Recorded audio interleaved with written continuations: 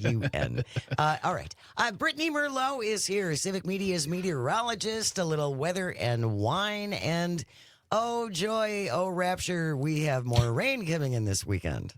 Yeah, I have nothing but bad news again. Oh, all right. That was Brittany Merlot with weather and wine. Thanks a lot. Enjoy Let's your move weekend, on. everybody. Goodbye. See you next week.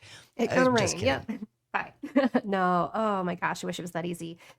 This weekend is just going to be kind of a repeat of last weekend, to be honest with you. There is going to be flooding somewhere in the state. A good widespread 2 to 4 inches is expected. We are seeing places that could get up maybe 6, 7 inches of rainfall. Depends where this boundary sets up again, where those storms are going to line up and just keep going. So kind of like last weekend, we're going to get that high heat, high humidity. We're feeling it today. Temperatures reaching about 90 degrees far south. Dew points in the mid 70s, feeling close to 100 degrees. Too hot. It'll stay that way south tomorrow. Then we're going to start to get a little bit of relief from the heat. But that's, of course, as the storms and the rain starts to drink all of that juice and dump it on us. So I think it's all going to start early this evening, tonight. You can see it probably starting in Minnesota and Iowa, and it's going to cross into our western borders this evening. We're looking at potentially high winds, hail, maybe a tornado too in the Northwoods, more of a chance up there. We're going to see waves tonight. We're going to see a decent bow echo that may come through, blast through the Northwoods tomorrow morning. Southern cities, you could get the low end of that. You know, the southern end of that line could scrape you tomorrow morning. Again, getting warm and humid, still staying sticky tomorrow afternoon. More storms start. And I think that this is when it's really going to start setting up that boundary. So from Eau Claire to Milwaukee, maybe even the Fox Valley, this line keeps moving. So we're not exactly sure where it's going to set up. Where it's going to hit. Yeah. Saturday afternoon into the evening and into our Sunday morning. I think that's when the flooding is going to become a big concern there. So, of course, shots of heavy rainfall, localized flooding definitely possible, but the aerial, widespread, where it's going to keep hitting is going to be that Saturday afternoon, night, and into Sunday morning. And it doesn't stop there. I wish it did. We got more rounds Sunday into Monday, potentially scattered showers still lingering into Tuesday before we see a dry break. So, same scenario, system hits, front stalls, more low pressures come through, enhancing that rain risk, and then it sits and stalls and it doesn't leave till next week. And that was the problem with last weekend too, right, Brittany, is that these storms slowed down, and isn't it called the train effect, where it just keeps coming and coming and coming and going over the same area over and over and over again.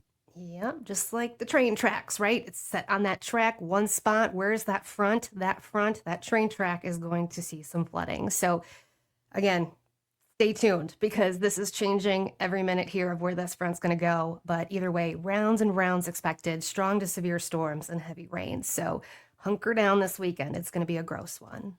And you and I had a conversation earlier this week about the same topic. And two things I want you specifically to cover here and just talk about is, one, that this is now going to be the new norm, as you put it. And also, would you just give people a really quick overview of that snow to water ratio when it comes to snowfall versus rainfall? Because that was something that I made you repeat in that interview because I was shocked by that statistic.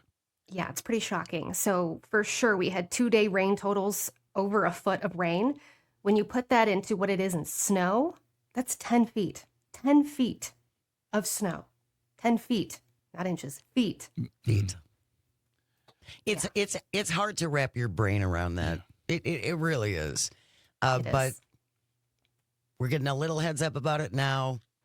Better to be prepared than be taken by surprise, which I think so many people were last weekend. I know I was. And I was going to say it might be a good idea for people maybe hit the store today or tomorrow. Get some squeezy mops. Get some bleach. Flashlights. Get some gloves. Get some flashlights. Mm-hmm. What else? Get some power sources, maybe a generator that you run outside, and also some waterproof containers. And a stock of some good non-perishable foods in case, maybe do a little grocery shopping. Just be prepared. And like you said, Brittany, right now, we don't know exactly where this flooding can hit. So it's better to be prepared than it is to be caught off guard. Yes, and even if you don't get the crazy flooding too, remember that the soil is saturated. If you get winds, high winds in some of these storms, power outages, trees could come down much easier. We're in a whole different battleground these days now.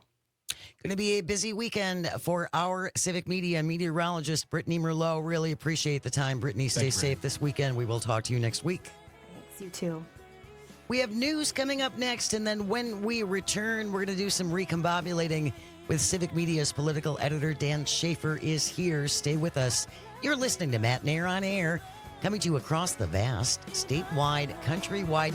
Pick us up around the world on the app, baby, the Civic Media Radio Network.